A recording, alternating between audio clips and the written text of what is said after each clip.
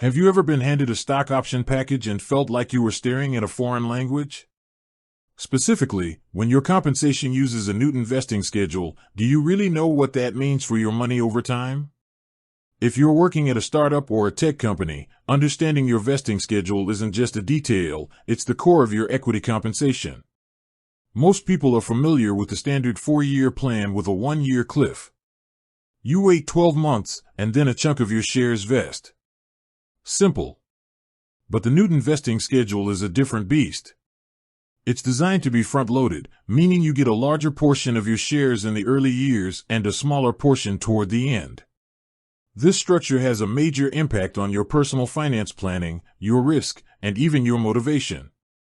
So, how do you properly evaluate the real-world impact of a Newton vesting schedule? Let's break it down into 3 key evaluation steps. 1. Understand the accelerated payout.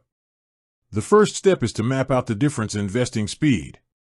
The Newton part often refers to a formula that accelerates the vesting percentage early on.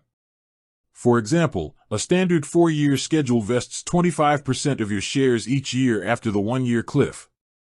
A Newton schedule might vest 30% in year 2, 25% in year 3, 20% in year 4, and 15% in year 5.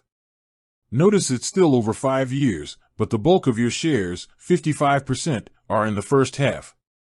This acceleration is a big pro because it gives you ownership faster. If the company is successful, you own a significant piece of that success earlier, increasing your liquidity potential if there's a company sale or IPO. This early ownership can also be seen as an incentive to stay and build value, since your early shares represent a larger portion of your potential total wealth. 2. Evaluate your risk tolerance. The second step is to think about risk management. A front-loaded schedule can feel great, but it requires you to reevaluate your long-term commitment. With a standard schedule, your motivation is evenly distributed. You're always working toward a large, equal chunk of equity. With a Newton schedule, a smaller percentage of your total compensation is tied to those later years. If you vest 55% of your shares in the first 3 years, the remaining 45% over the final 2 years might feel like less of a golden handcuff. This is where you need to look at your personal risk. A Newton schedule is better for employees who are more risk-averse or who anticipate leaving before the full term.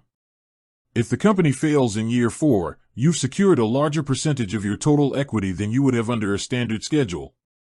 On the flip side, it also means your highest earning potential is slightly behind you in the later years of your grant.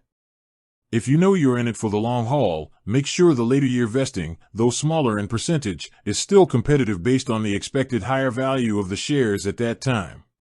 3. Consider the total compensation picture. Finally, always evaluate the Newton schedule in the context of your entire compensation package.